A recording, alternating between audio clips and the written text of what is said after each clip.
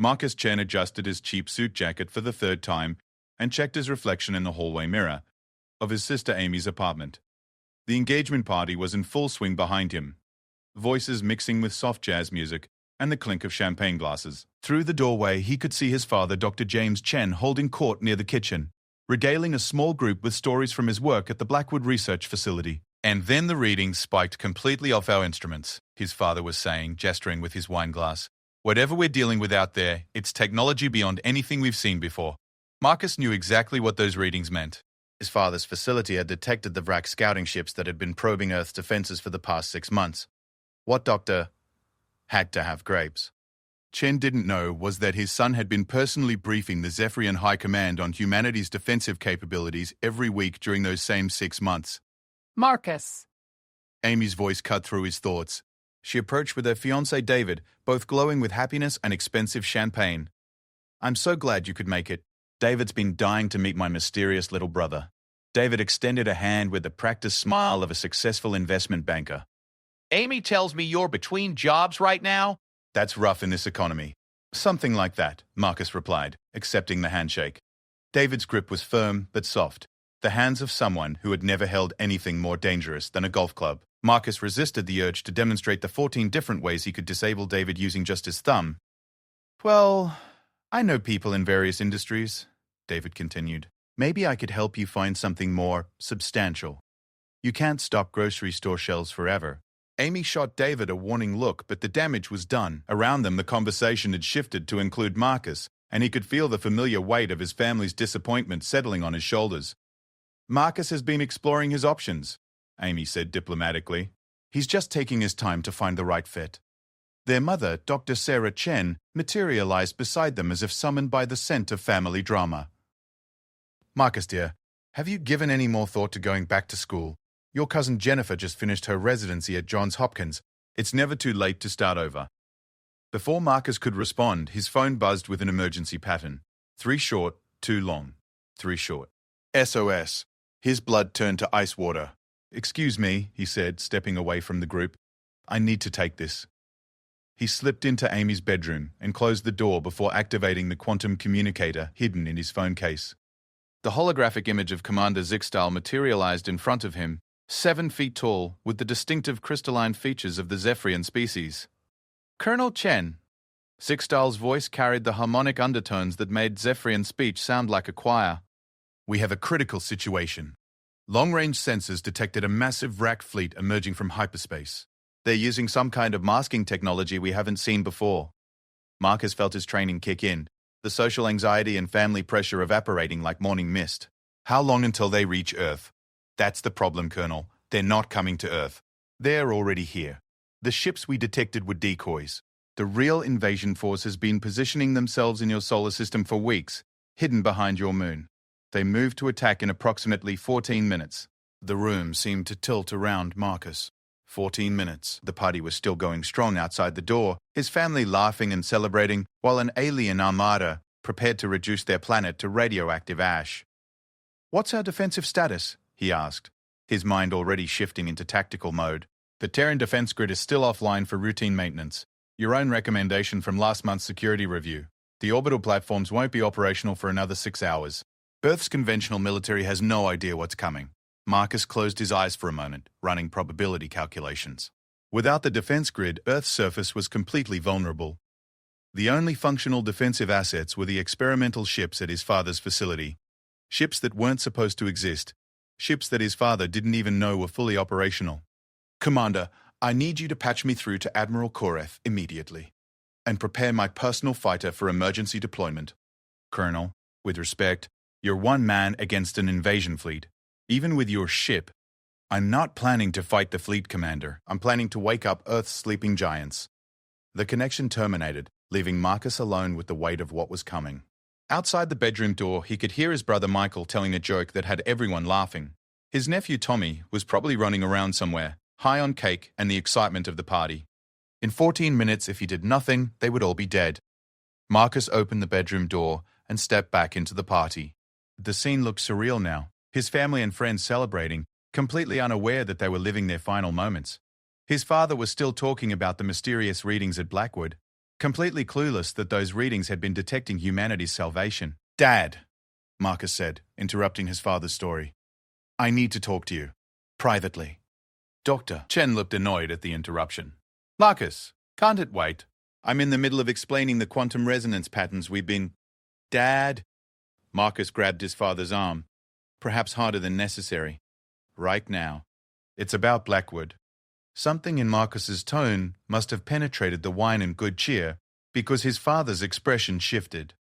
The party continued around them, but Dr. Chen followed Marcus to a quiet corner near the balcony door. "What's this about, son?" Marcus took a deep breath. Everything he'd trained for, everything he'd worked toward for 3 years, came down to this moment. Breaking his cover meant the end of his usefulness as a covert operative, but letting his family die wasn't an option. "Dad, those readings you've been getting at Blackwood, they're not from some distant galaxy. They're from ships hiding behind our moon. An invasion fleet is about to attack Earth, and we have less than 13 minutes to stop them." His father stared at him for a long moment, then let out a bark of laughter. "Marcus, what are you talking about? Have you been drinking?" "The 3 ships in Hangar 7 at Blackwood," Marcus continued urgently. "The ones you think are just experimental prototypes. They're fully operational Zephyrian fighters, given to Earth as part of a mutual defense agreement. And right now, they're the only thing standing between our family and total annihilation." The laughter died in his father's throat. Hangar 7 was classified beyond anything Marcus should have known about. "How do you know about Hangar 7? "Because for the past 3 years I've been Colonel Marcus Chen of the Terran Defense Corps, personally assigned by the Zephyrian High Command to coordinate Earth's integration into the Galactic Alliance." Those grocery store jobs were cover. The failed college attempts were cover. Everything was cover. Dr. Chen's wine glass slipped from his fingers, shattering on the hardwood floor. Across the room, people turned to look, but Marcus kept his eyes locked on his father's face. "That's impossible," his father whispered. "The Zephyrians barely acknowledge our existence. They certainly wouldn't give command positions to a failure like me." Marcus smiled grimly. "Dad, humans are considered the most tactically unpredictable species in the galaxy. While other races follow logical patterns, we excel at chaos, at finding solutions that should be impossible. The Zephyrians didn't choose me despite my apparent failures. They chose me because I've spent my entire life learning how to succeed when everyone expects me to fail." A new voice joined their conversation, deep, harmonious, and definitely not human. "Your son speaks the truth, Dr. Chen." Both men spun around to see Commander Zixtal standing on the balcony, his crystalline skin reflecting the party lights. Several party guests screamed. Someone dropped their champagne. Tommy started crying. "Commander," Marcus said calmly, "I thought we agreed on a discreet approach." "The situation has deteriorated, Colonel. The Vrak fleet has begun moving. We have 8 minutes until they clear the moon's shadow and open fire on major population centers." Amy pushed through the crowd of panicked party guests. "Marcus, what's happening? Who is that thing?" "Amy, everyone, please stay calm," Marcus said, raising his voice to address the entire party. "This is Commander Zixtal of the Zephyrian Defense Corps. He's here because Earth is under attack, and we need to respond immediately." The room erupted in chaos, shouting, crying, people pulling out phones to call 911. Marcus whistled sharply, a sound that cut through the noise like a blade. "Listen to me," he said, his voice carrying the authority of someone accustomed to being obeyed under pressure. "In approximately 7 minutes, alien warships are going to begin bombing major cities around the world. The only way to stop them is for my father and me to reach the Blackwood facility and launch Earth's only functional defense ships." "This is insane," Michael said, though his voice was shaking. "Marcus, you work at a grocery store. You couldn't even finish community college." "Actually," Dr. Chen said slowly, his scientific mind processing the evidence. "That would explain several anomalies we've encountered. How our security clearances kept getting mysteriously upgraded. How someone always seemed to know exactly what equipment we needed before we requisitioned it. How the prototype ships achieved functionality months ahead of schedule. Commander Zixtal's crystalline features shifted in what Marcus recognized as urgency. "Colonel, we must move now. My ship can transport us to Blackwood in 3 minutes, but we need those fighters in the air before the Vrak achieve optimal firing positions." Marcus looked around the room at his family, Amy clutching David's arm, his mother standing frozen in shock, Tommy hiding behind Michael's legs. These were the people he'd spent his life disappointing. the people who saw him as a failure and a burden. They were also the people he'd sworn to protect. Dad, I need you to come with me. You're the only one besides me who can activate the ship's operating systems. I don't understand any of this, Chen said, but he was already moving toward the balcony. But if half of what you're saying is true... It's all true, Dad, and I need you to trust me, probably for the first time in my life. As they stepped onto the balcony, Marcus turned back to his family one more time. Amy, call the authorities and tell them to begin evacuation procedures for the city center. Mom, get everyone away from windows. The initial attack will target infrastructure, and there might be debris. Marcus, Amy called out as Zixtal activated some kind of transport device that made the air shimmer. Be careful. I will, he promised. And Amy, after tonight, you might want to reconsider whether I'm really the family disappointment. The last thing he saw before the transport beam engulfed them was his family's faces, shocked, confused, but for the first time in years, looking at him with something other than pity. As they materialized in Blackwood Facility's secure hangar, alarms were already blaring. Through the massive windows, Marcus could see the first traces of alien ships emerging from behind the moon's shadow, their hulls gleaming like drops of liquid mercury against the starfield. 6 minutes, Colonel, Zixtal reported. Marcus was already running toward the closest fighter, his father stumbling behind him, still trying to process the impossible reality of the situation. Dad, Marcus called over his shoulder, remember how you always said I never applied myself to anything important? Today, we're going to find out what happens when I finally do. The Blackwood Facility's Hangar 7 was a cathedral of impossible technology. 3 ships hung suspended in anti-gravity fields, their sleek forms defying every principle of aerodynamics Dr. Chen thought he understood. The vessels looked more grown than built, their surfaces flowing like frozen water, shifting between silver and deep blue depending on the viewing angle. These are Zephyrian interceptors, Marcus explained, as he ran his hands over a control panel that materialized from what had appeared to be smooth metal moments before. Each one is capable of faster-than-light travel, equipped with quantum disruptors, and powered by miniaturized stars. Your team helped us integrate them with human neural interfaces. Dr. Chen watched his son work with fluid efficiency, activating systems that responded to his touch as if they recognized him personally. Marcus, I've been working on these ships for 2 years. I had no idea they were even functional, let alone combat-ready. That was the point, Dad. The Zephyrians needed humanity to believe we were still isolated while they evaluated our potential. But the Vrak invasion timeline moved up. We ran out of time for gradual revelation. Alarms continued to wail throughout the facility as Marcus completed his pre-flight sequence. Through the hangar's massive viewport, more alien ships were visible now, sliding out from lunar shadow like enormous predators emerging from deep water. Colonel, Commander Zixtal's voice crackled through the communication system. Vrak heavy cruisers are targeting population centers. New York, London, Tokyo, and Mumbai are all in their primary firing solutions. Marcus sealed his flight suit helmet and gestured for his father to do the same. Dad, I need you in the second ship. The neural interface will guide you through basic operations, but I need someone with your technical expertise to coordinate our attack pattern. Attack pattern? Dr. Chen's voice was pitched higher than normal. Marcus, I'm a xenobiology researcher, not a fighter pilot. I've never even flown a conventional aircraft. Trust the ship, Dad. These vessels are designed to augment human intuition and tactical thinking. The Zephyrians chose our species specifically because we excel at improvisation under pressure. As both men settled into their cockpits, the ship's neural interfaces activated, flooding their minds with streams of tactical data. Dr. Chen gasped as information poured directly into his consciousness. Ship specifications, weapon systems, enemy positions, and most remarkably, an intuitive understanding of how everything connected together. This is incredible, he breathed, watching as holographic displays formed around him in response to his thoughts. I can see the entire battle space, feel the ship's capabilities as if they were extensions of my own body. Marcus was already launching, his fighter rising smoothly through the hangar's atmospheric barrier into space. Welcome to why humans are considered the galaxy's most dangerous wildcard, Dad. Other species treat their technology as tools. We make it part of ourselves. The 2 ships accelerated toward the Vrak fleet, their forms shifting to optimize for space combat. Behind them, the 3rd fighter remained in the hangar. Its designated pilot, Major Sarah Williams, was currently on assignment 3-star systems away and couldn't reach Earth in time. As they approached the enemy formation, Marcus studied the tactical display. 12 Vrak heavy cruisers arranged in a bombardment formation, supported by 48 smaller attack ships. Each cruiser was the size of a city block and capable of reducing entire continents to molten slag.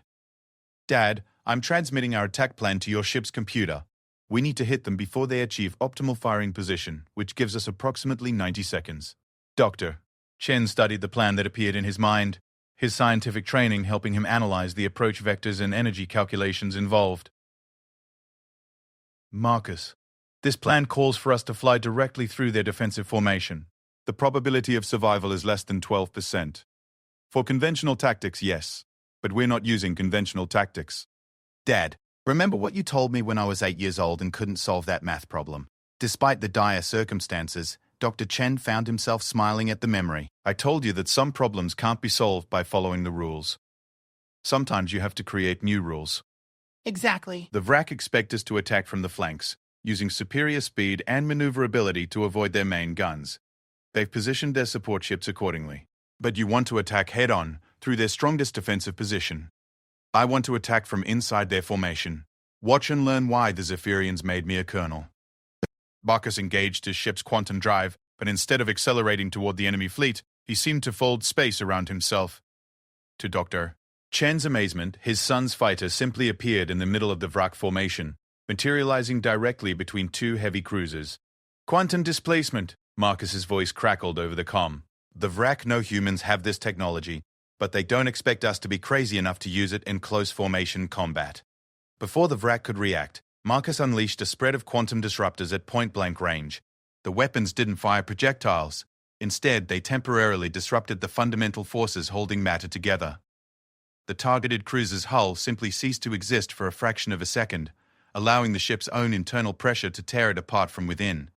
Now, Dad, follow my lead. Chen found himself moving without conscious thought, his ship responding to instincts he didn't know he possessed. He quantum displaced to a position directly above the Vrak flagship, his weapon systems charging automatically. The neural interface whispered tactical options directly into his mind. Target the command tower, disrupt their communications, scatter the formation. But as he looked down at the massive ship below him, Dr. Fiziki, Chen realized something that made his blood run cold. Marcus, these aren't random targets. Look at the positioning. They're not just bombardment ships, they're troop carriers. His son's voice came back tense and focused. How many troops? Doctor. Chen's enhanced sensors pierced the Vrak ship's hulls, revealing massive cargo bays packed with alien soldiers. Each cruiser is carrying approximately 50,000 ground troops. This isn't just a bombing run, it's a full-scale invasion. That changes everything. Dad, new plan. We can't just destroy the ships. We need to capture their command structure and force a retreat. Capture them? Marcus? We're two people in experimental fighters against an entire invasion fleet. No, Dad. We're two humans in ships designed specifically to amplify human tactical thinking. The Zephyrians have been studying our species for decades, and they learned something important. Humans don't just win fights through superior firepower. We win through superior adaptation. As Marcus spoke, more Vrak ships began emerging from concealment, not just behind the moon, but from asteroid fields throughout the solar system. Doctor. Chen's sensors counted over 200 vessels, ranging from fighters to massive dreadnoughts. They've been planning this for months. Doctor, Chen said, his scientific mind reeling at the scope of the operation. This isn't an invasion. It's a complete conquest. They mean to claim the entire solar system. Then we show them why that's a mistake. Dad, link your ship's tactical computer to mine.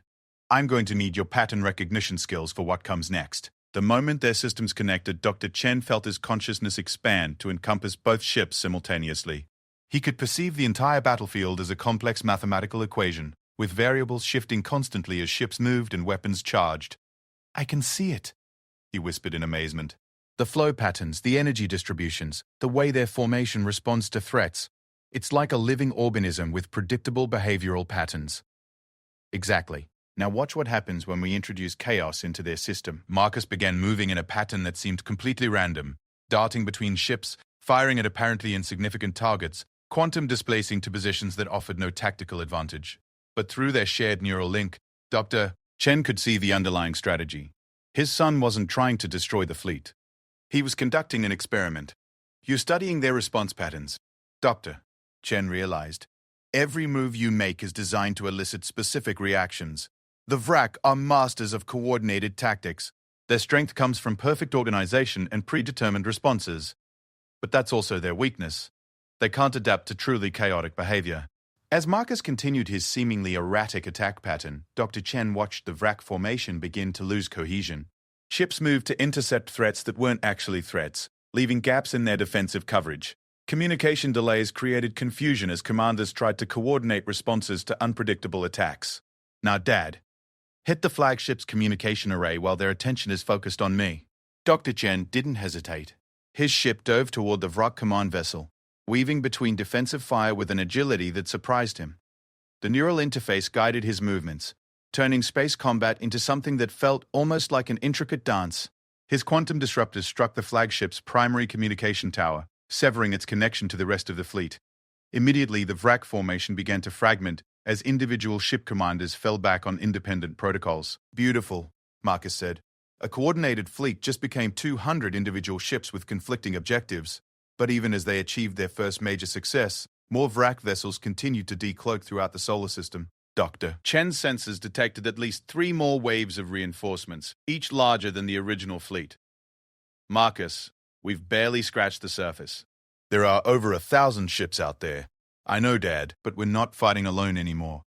As if summoned by his words, new contacts began appearing on their sensors. Ships were emerging from hyperspace around Earth's orbit, dozens of them, bearing the crystalline signatures of Zephyrian vessels. Colonel Chen, Commander Zixtal's voice crackled over the comm. The Galactic Alliance has officially recognized the Vrak incursion as an act of war against a protected species. You now have full military support. Dr. Chen watched in amazement as a massive Zephyrian battlecruiser materialized directly between Earth and the largest concentration of Vrak ships. The vessel was easily twice the size of anything in the invasion fleet, its crystalline hull refracting starlight into spectacular patterns. Protected species? Doctor? Chen asked. Marcus's voice carried a note of pride that his father had never heard before. 3 years ago, humanity was classified as a pre-contact civilization with limited defensive capabilities. As of tonight, we're full members of the Galactic Alliance with all associated protections. How is that possible? Because tonight, 2 humans just demonstrated that we can outfight, outthink, and outmaneuver a species that's been conducting interstellar warfare for millennia. Dad, we didn't just defend Earth, we proved that humanity belongs among the stars. The tide of battle was turning rapidly now. Zephyrian ships moved with precise coordination, their weapons designed to disable rather than destroy. The goal was clearly to capture as much of the Vrak fleet as possible, probably for interrogation and intelligence gathering. But Dr. Chen noticed something troubling in the enemy formation patterns. Marcus, the Vrak ships aren't responding like they should. Look at their retreat vectors. They're not falling back to regroup. They're spreading out to maximize coverage. His son's fighter paused in its attack run, sensors scanning the dispersing enemy fleet. You're right. This isn't a retreat. It's a dispersal pattern. They're planning something. The answer came from Commander Zixtal, his harmonious voice tight with concern. All ships, emergency alert. Vrak vessels are charging some kind of quantum resonance weapon. If they achieve synchronized firing, they could destabilize Earth's orbital mechanics. Dr. Chen felt his blood turn to ice water. Destabilizing Earth's orbit wouldn't just kill the human population, it would make the entire planet uninhabitable for millions of years. They're planning to deny us the planet rather than let us keep it. How long until they achieve firing synchronization? Marcus asked. Approximately 4 minutes, Colonel. Even with Alliance support, we can't neutralize that many targets in time. Dr. Chen studied the tactical display, his scientific training helping him understand the quantum resonance calculations involved. Marcus, what if we don't try to stop them? What if we redirect their energy instead? What do you mean? The quantum resonance weapon works by synchronizing gravitational disruptions across multiple firing points, but if we could introduce a counter-resonance at precisely the right frequency, we could turn their own weapon against them. Marcus was quiet for a long moment, running calculations. That would require someone to position themselves at the exact center of their firing pattern and generate a counterwave at the moment of discharge. The feedback would destroy everything within a 1,000-kilometer radius, including whoever generates the counterwave, Dr. Chen said softly. Dad, no. There has to be another way. There isn't, Marcus. You know there isn't. The mathematics are clear. One ship with the right positioning and timing can save 8 billion people. Through their neural link, Dr. Chen could feel his son's desperation, his refusal to accept the only solution available. But he could also feel Marcus's growing understanding that sometimes the hardest decisions were the only ones that mattered. There might be another option, Marcus said finally. But it would require both of us working together, and the margin for error would be essentially zero.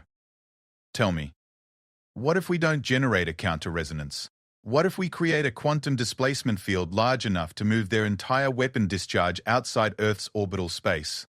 Doctor, Chen ran the calculations, his enhanced consciousness processing variables at superhuman speed. The energy requirements would be massive. We'd need to link both our ship's power cores and overload them simultaneously. We'd survive it barely, but our ships would be completely drained. We'd be sitting ducks for any Vrak fighters that survive the discharge. Then we better make sure none of them survive. Marcus laughed, and for the first time in years, Dr. Chen heard genuine joy in his son's voice. Dad, are you suggesting that we intentionally position ourselves as bait for an entire enemy fleet? I'm suggesting that we show these aliens what humans do when someone threatens our family. Through the comm system, they could hear Commander Zixtal coordinating the Alliance fleet's final assault. But both men knew that conventional tactics wouldn't be enough. The Vrak had planned too well, positioned too carefully. This would come down to two humans in experimental ships, betting everything on a plan that had never been tested, against odds that would have made any rational species surrender. Marcus, Doctor, Chen said as they moved into position at the center of the Vrak formation. I want you to know something. Your mother and I were never disappointed in you.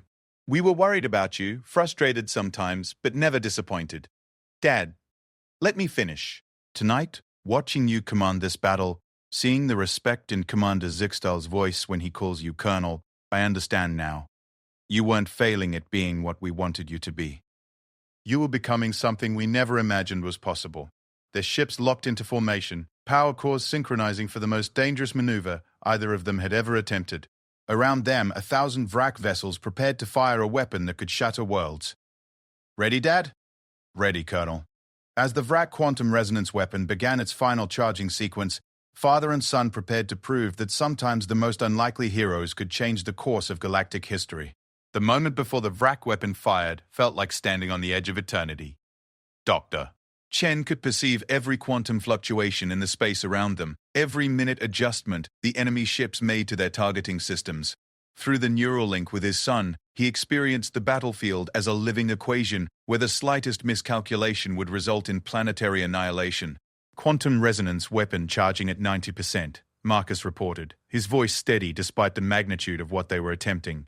Dad, once we initiate the displacement field, we'll have exactly 2.3 seconds to complete the redirection before their weapon achieves critical resonance. Dr. EPEWEE. Chen watched the tactical display as Vrak ships across the solar system synchronized their targeting systems.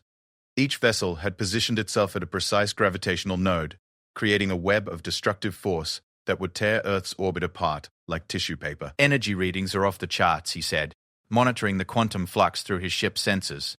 The amount of power they're channeling could destabilize the entire inner solar system if we miscalculate the redirection angle.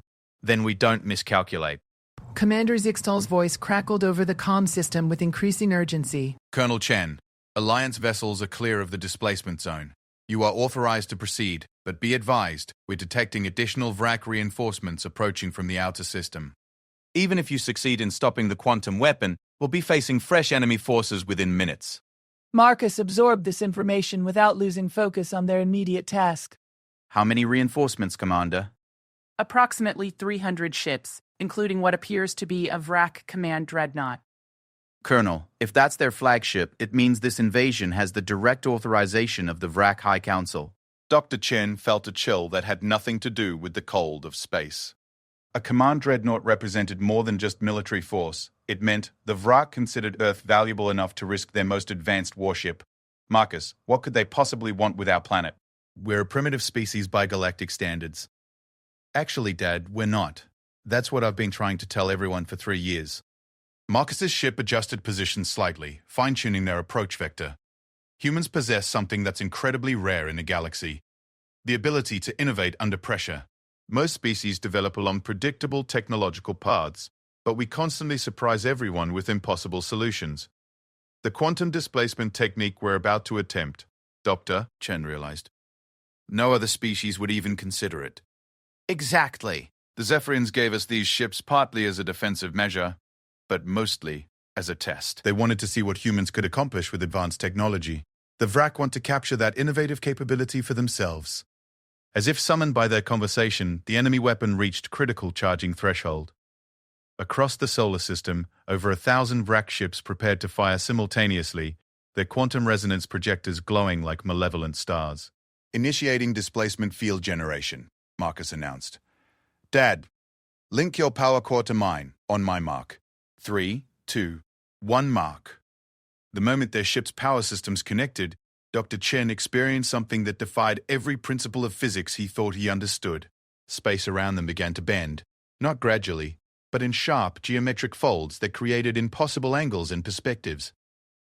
Through the neural interface, he could feel the enormous energies they were channeling, forces that should have vaporized both ships instantly. Displacement field stable, Marcus reported, his voice strained by the effort of maintaining control over such massive energies.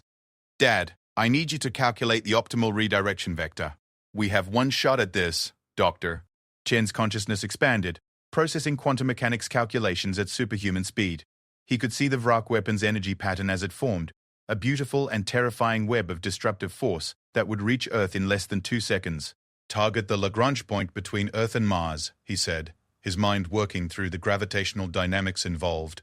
If we redirect their energy there, it'll create a localized space-time distortion that will absorb the entire discharge without affecting planetary orbits. Brilliant. Adjusting displacement vector now. The Vrak weapon fired.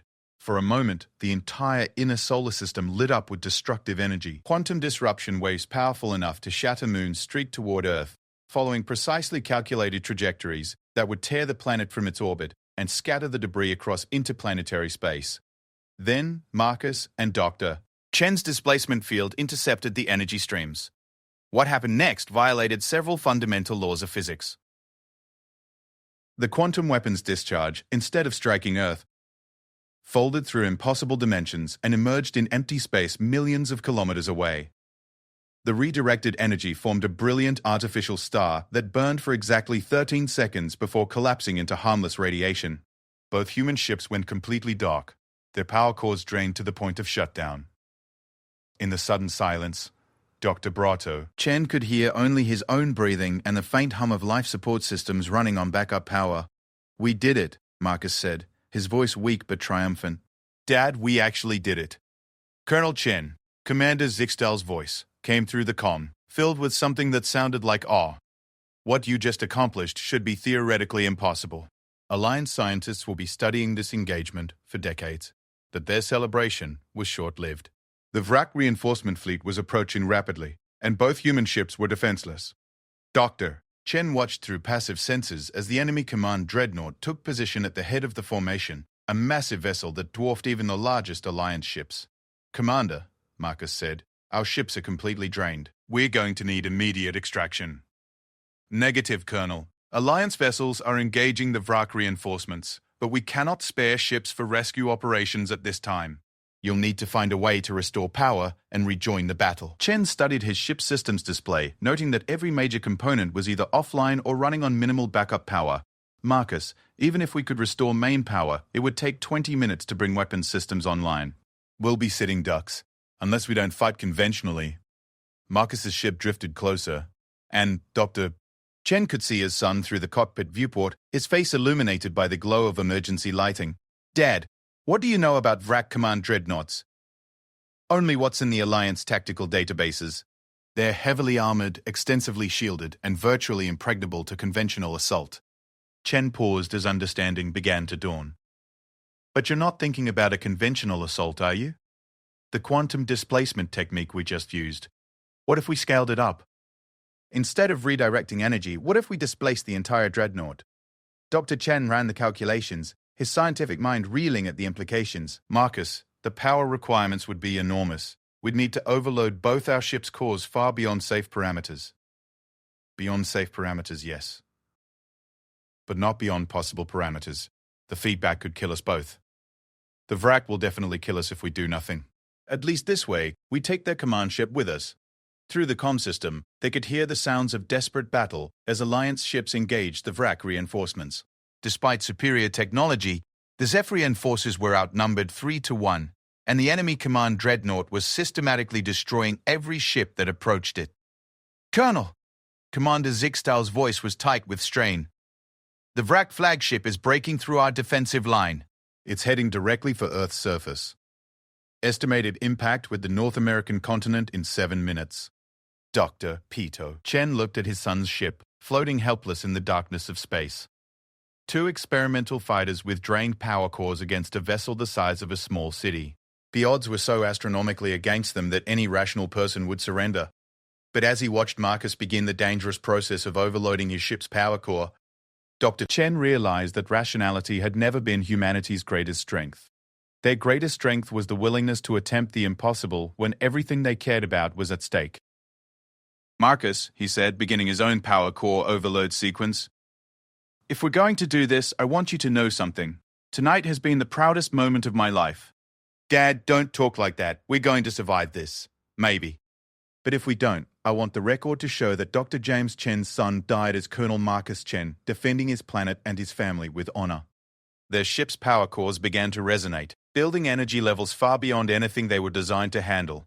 Warning alarms filled both cockpits as safety systems desperately tried to prevent what they perceived as catastrophic failures. "Displacement field generation in 30 seconds, Marcus reported. "Dad, I need you to maintain core resonance while I calculate the target displacement coordinates." "Doctor." Chen fought to keep his power core stable as energy levels climbed toward the critical threshold. Through his ship's sensors, he could see the Vrak Command dreadnought approaching Earth, its massive bulk blocking out stars as it descended toward the planet's surface. "Target acquired," Marcus announced. "We're going to displace the dreadnought directly into the outer system's asteroid field. The gravitational interactions should trap it there indefinitely, assuming we survive the power feedback." Assuming that, yes, the Vrak Command dreadnought was now clearly visible as a dark silhouette against Earth's blue-white surface. Chen could see cities scattered across the night side of the planet, millions of people going about their lives, completely unaware that their continued existence depended on 2 men in damaged ships attempting something that had never been tried before. "Power cores at critical resonance," Marcus reported. "Initiating quantum displacement field in 3, 2, 1. The universe folded. For an instant that lasted forever. Dr. Chen experienced space and time as malleable concepts rather than fixed laws. He could see every possible outcome of their action, success, failure, and dozens of variations in between. He could feel the massive bulk of the Vrak dreadnought as it was caught in their displacement field, its entire structure shifting through dimensions that had no names. Then reality snapped back into focus, and both human ships went completely dark. Through the silence, Dr. Chen heard his son's voice, weak but alive. "Displacement successful. Target has been relocated to coordinates matching the asteroid field." Commander Zixtal's voice came through the comm, filled with disbelief. "Colonel, confirm your last. Are you saying you just displaced a command dreadnought?" "Confirmed, Commander. Though I suspect our ships are going to need some serious repairs before we can do anything like that again." Dr. Chen looked out through his cockpit viewport and saw Earth hanging in space, safe and unmarked. No massive alien ship was descending towards its surface. No quantum weapon was tearing its orbit apart. His family was safe. His planet was safe. "Alliance vessels are reporting that Vrak forces are retreating," Commander Zixtal announced. "Without their command ship, they appear to be falling back to regroup." "Let them go," Marcus said. "We've made our point." As rescue ships approached to collect the 2 drifting human fighters, Dr. Chen reflected on the events of the past hour. He had learned that his son was a galactic military officer, fought alongside alien allies against an invasion fleet, and personally saved his entire planet using technology that shouldn't exist.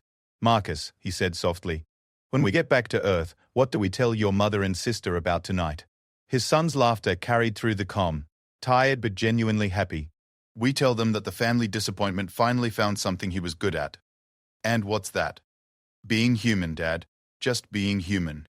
As the rescue ships drew closer, Dr. Chen realized that his relationship with his son would never be the same. The young man he had dismissed as a failure was actually one of Earth's greatest heroes, chosen by an alien civilization to represent humanity among the stars. But more importantly, he realized that Marcus had never stopped being his son. Despite the military rank, the advanced technology, and the galaxy-spanning responsibilities, he was still the same person who had struggled through school, who had tried and failed at dozens of jobs, who had never quite fit into the world his family expected him to inhabit. The difference was that Marcus had found a world where his unique qualities, his unpredictability, his innovative thinking, his willingness to attempt the impossible were not just valued but essential. "Dad," Marcus said as the rescue ships began their docking procedures, "there's something else you should know. The Galactic Alliance has been monitoring Earth's scientific community for potential recruits. Your work on quantum biology and exotic matter interactions has caught their attention." "What are you saying?" "I'm saying that Colonel Chen might not be the only member of this family with a future among the stars." As they were pulled aboard the rescue vessel, Dr. Chen looked back at Earth one more time. Tomorrow, the world would learn that humanity was not alone in the universe. They would discover that their planet was now under the protection of a vast galactic civilization, and that humans had proven themselves capable of standing alongside species that had mastered interstellar travel for millennia. But tonight, in the quiet of the rescue ship, a father and son had rediscovered what it meant to be family. The rescue ship's medical bay was a marvel of Zephyrian biotechnology, with healing chambers that seemed more grown than built. Dr. Chen lay in one of the translucent pods, watching as microscopic repair nanites worked to heal the cellular damage caused by exposure to quantum displacement energies. In the pod beside him, Marcus was undergoing similar treatment, though his injuries were less severe. Apparently, prolonged exposure to alien technology had given him some resistance to exotic energy effects. "Fascinating, Doctor," Chen murmured, studying the readouts that appeared in holographic form around his pod. "The nanites aren't just repairing damage, they're optimizing cellular function. I feel better than I have in years." "One of the perks of Alliance membership," Marcus replied, his voice carrying through the pod's communication system. "Advanced medical technology, access to technologies that can extend human lifespan by several centuries, and educational opportunities that span dozens of worlds." Through the medical bay's viewport, Earth hung in space like a blue jewel, seemingly peaceful and unchanged despite the battle that had raged around it hours before. Dr. Chen could see the lights of major cities on the night side, completely unaware of how close they had come to extinction. "Marcus, what happens now? The world can't stay ignorant of alien contact after tonight. Too many people saw Commander Zixtal at Amy's party, and there had to be other witnesses to the battle." "Actually, Dad, that's one of the things we need to discuss. The Alliance has protocols for first contact situations, but they've never dealt with a species that proved themselves in combat before achieving technological readiness." Commander Zixtal's crystalline form appeared in the medical bay, his harmonious voice carrying notes of what Dr. Reitzer. Chen was beginning to recognize his excitement. "Colonel Chen, Dr. Chen, I bring greetings from the Alliance Council. Your actions tonight have created what humans might call a diplomatic sensation." "How so?" Dr. Chen asked, though part of him already suspected the answer. "In the 3,000-year history of the Galactic Alliance, no newly contacted species has ever successfully defended against a major military threat during their first combat engagement. Most species require decades of training and technological integration before they can operate effectively in interstellar conflicts." Marcus sat up in his healing pod, the treatment cycle apparently complete. "Commander, are you saying that Earth's status within the Alliance has changed?" "Dramatically, Colonel. As of 6 hours ago, the Alliance Council voted unanimously to offer humanity immediate full membership status, with all associated benefits and responsibilities."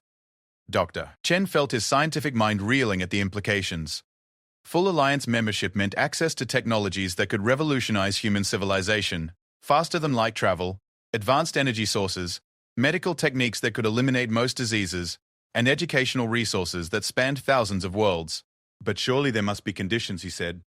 "Civilizations don't advance from isolation to galactic membership in a single day without significant requirements." Zixtal's crystalline features shifted in what Marcus had learned to recognize as the Zephyrian equivalent of a smile. "The primary condition, Dr. Chen, is that humanity provide what you demonstrated tonight: innovative tactical thinking and the ability to find solutions that other species consider impossible." "You're offering us membership in exchange for military service?" "Not military service in the conventional sense. Rather, humanity would serve as what we term tactical consultants, for situations that require unconventional approaches. Many species in the galaxy are highly advanced but predictable in their thinking. Humans, as tonight proved, excel at chaos and improvisation." The medical bay's doors opened, admitting two figures that made Dr. Chen's breath catch in his throat. The first was clearly alien, tall and graceful with silver skin that seemed to shift and flow like liquid metal. The second was unmistakably human, wearing a uniform similar to Marcus's but with additional insignia that suggested higher rank. Dad, Marcus said, standing to attention despite his casual medical gown, I'd like you to meet Admiral Sarah Morrison, Commanding Officer of the Terran Defense Corps and Ambassador Relthara of the Altarian Federation.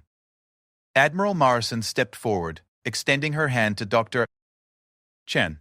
She appeared to be in her 50s, with graying hair and the bearing of someone accustomed to command. Dr. Chen, your son has told us a great deal about your work in quantum biology. We're hoping you might be interested in expanding your research to include non-terrestrial life forms. The Altarian ambassador moved with fluid grace, her silver features rearranging themselves into what was presumably meant to be a reassuring expression. Dr. Chen, your species' approach to scientific investigation is remarkably similar to our own. We would be honored to share our biological databases with Earth's research community. Dr. West. Chen looked between the Admiral and the Ambassador, then at his son, who was watching him with obvious pride. I feel like I'm missing something important here. Are you offering me a job? We're offering you an opportunity, Admiral Morrison replied. Earth is about to undergo the most significant transformation in human history. We're going to need scientists, engineers, doctors, and researchers who can help humanity adapt to a galactic civilization. Your expertise in exotic biology makes you ideally suited to help establish protocols for interspecies medical treatment. And, Ambassador Relthara added, your genetic compatibility with enhancement technologies suggests that you would be an excellent candidate for extended lifespan treatments. With proper augmentation, you could conduct research for several centuries rather than mere decades.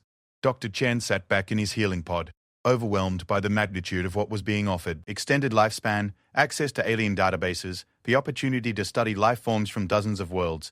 It was everything he had ever dreamed of as a scientist. What about my family? My work on Earth? Dad, Marcus said gently, your work on Earth is going to become exponentially more important. We're going to need facilities for alien-human medical interaction, research stations for studying non-terrestrial diseases, and training centers for humans who will be working in alien environments. And your family, Admiral Morrison added, will have the same opportunities you do. Dr. Sarah Chen's expertise in psychology will be invaluable for helping humans adapt to multi-species environments. Amy's background in communications could make her an ideal candidate for diplomatic training. Through the medical-based communication system, a familiar voice interrupted their conversation. Dad, Marcus, is that you?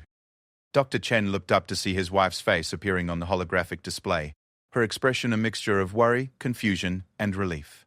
Behind her, he could see Amy, David, Michael, and little Tommy all crowded around what appeared to be a video communication terminal. Sarah, he said, his voice thick with emotion. We're safe. We're both safe. James, what happened tonight? After you and Marcus left with that alien creature, the news started reporting strange lights in the sky. They're saying there was some kind of military engagement in Earth orbit. Marcus stepped forward, his expression serious but gentle. Mom, I need to tell all of you something important. The lights you saw were alien ships. Earth was under attack, and Dad and I helped fight them off. The silence that followed was profound. Through the communication link, Dr. Chen could see his family processing this information, their faces reflecting the same disbelief he had felt earlier in the evening. Marcus, Amy said slowly, are you saying that aliens are real? That they attacked us? I'm saying that we're not alone in the universe, and as of tonight, humanity is officially part of a galactic civilization called the Alliance. Mom, Dad is being offered a position that could revolutionize medical science. Amy, you could help establish Earth's first diplomatic corps for interspecies relations.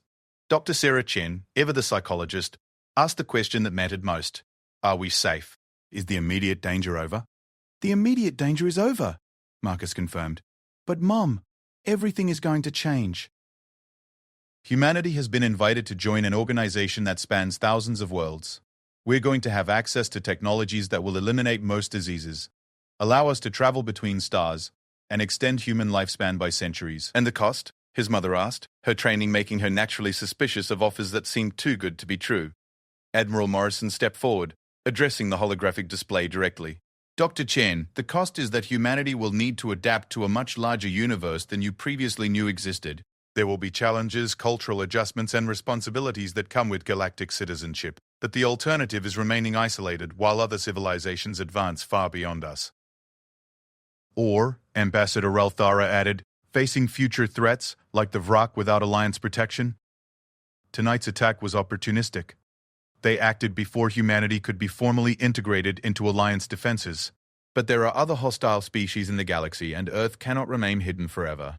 Through the communication link, Dr. Chen could see his family absorbing this information.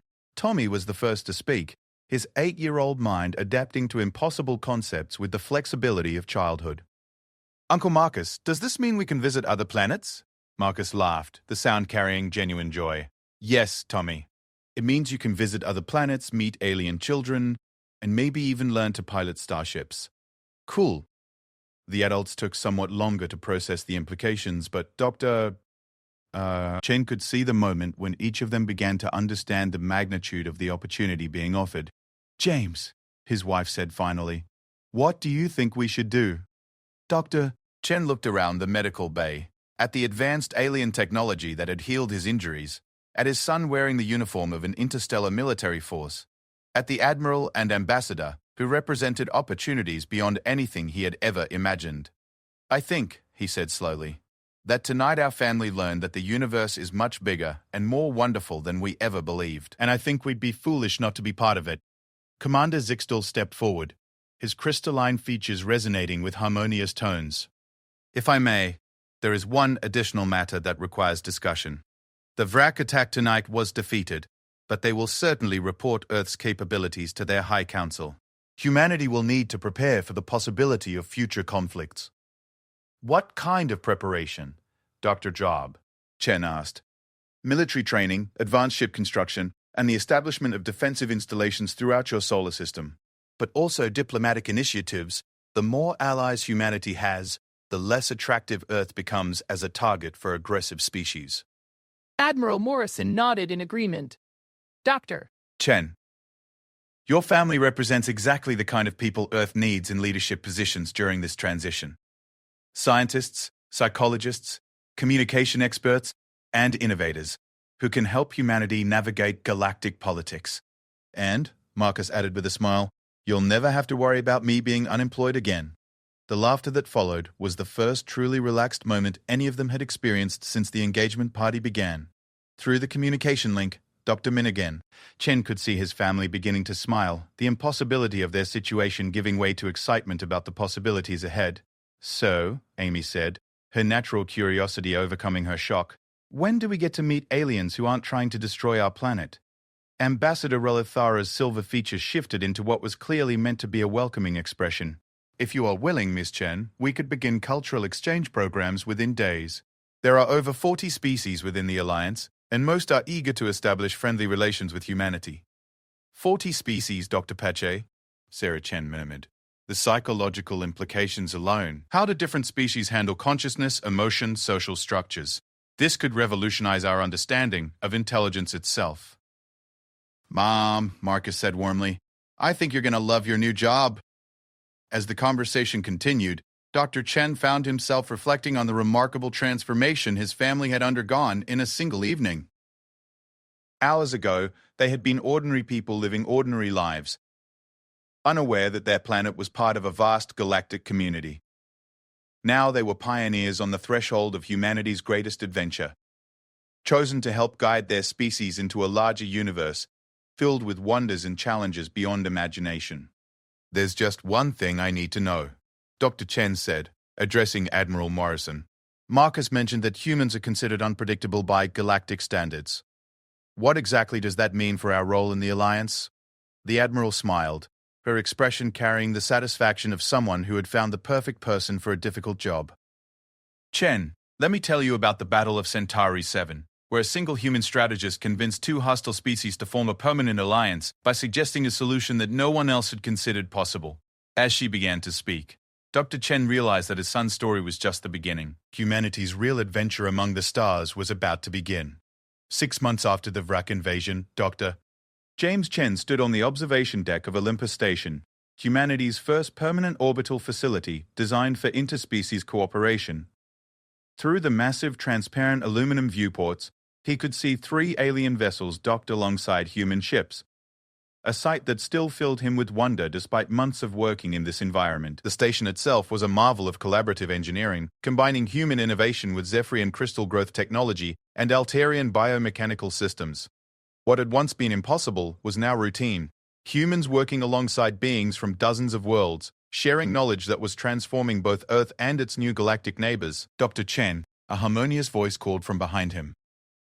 He turned to see Dr. Valandra, a Zephyrian researcher whose crystalline form had become as familiar as any human colleague. The quantum biology synthesis you suggested for the Rigelian virus has shown remarkable promise. Their entire planetary population could be immunized within months. Doctor, Chen smiled, still amazed by how natural interspecies collaboration had become. Have you tried adjusting the protein folding sequence to account for their silicon-based metabolism? Humans had to solve similar problems when we developed treatments for silicon-resistant bacteria. An excellent suggestion. Your species' experience with biological diversity has proven invaluable for multi-world medical applications. As they discussed the technical details, Dr. Chen reflected on how much had changed since that night at Amy's engagement party. His family had indeed embraced their new roles in humanity's galactic future. His wife, Dr. Sarah Chen, now headed the Interspecies Psychology Institute, helping humans and aliens understand each other's emotional and cognitive patterns. Amy had surprised everyone by demonstrating a natural talent for xenolinguistics and now served as one of Earth's primary diplomatic translators. Even David had found his niche, using his financial background to help establish interstellar trade agreements that benefited both Earth and its new allies. Dr. Chen? Another voice called, this one distinctly human. The council meeting is about to begin. Doctor? Chen nodded to his assistant. Dr. Lisa Park, one of the dozens of Earth scientists who had joined the interstellar research programs. Thank you, Lisa. Dr. Valendra, would you care to observe? Today we're discussing the expansion of the Terran Defense Corps. They made their way through the station's corridors, passing research laboratories where humans worked alongside beings whose ancestors had mastered faster-than-light travel before humanity had invented the wheel. The casual interaction between species that 6 months ago would have been considered impossible had become the new normal.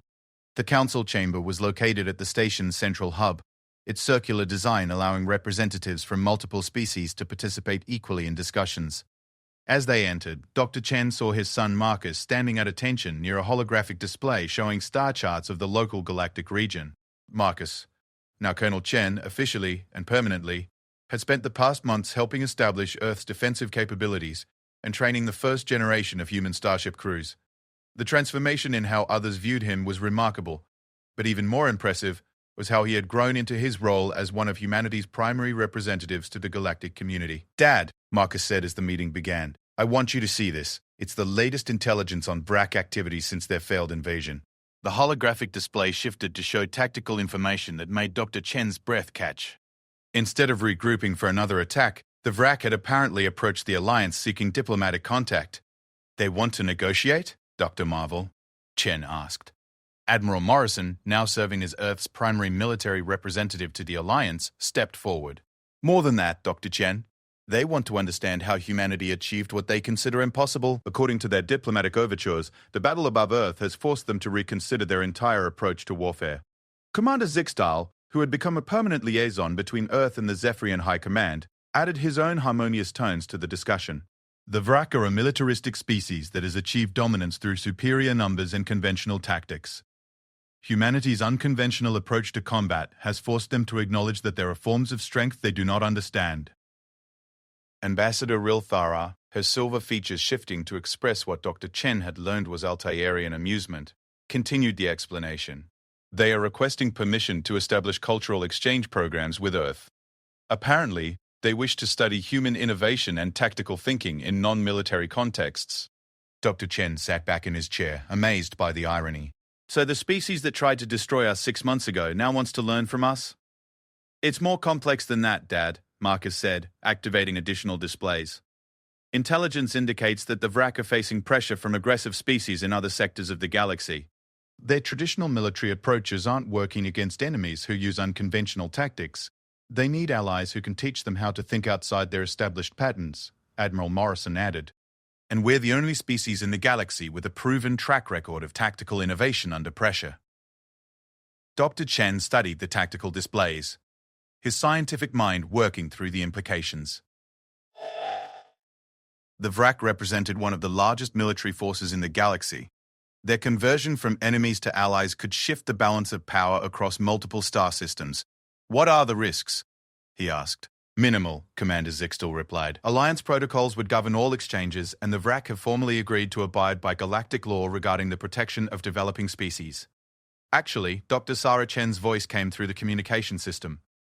"I've been studying Vrak psychological profiles, and I believe this represents a genuine shift in their cultural outlook. Species that achieve dominance through pure military force often struggle when faced with problems that can't be solved through conventional warfare." The holographic display shifted to show Dr. Gill, Sarah Chen in her office on Earth, surrounded by the alien psychological assessment equipment that had become standard in her research. "James, the Vrak mindset is rigid but not inflexible. They're capable of learning and adaptation. They just need examples of how other approaches can be successful."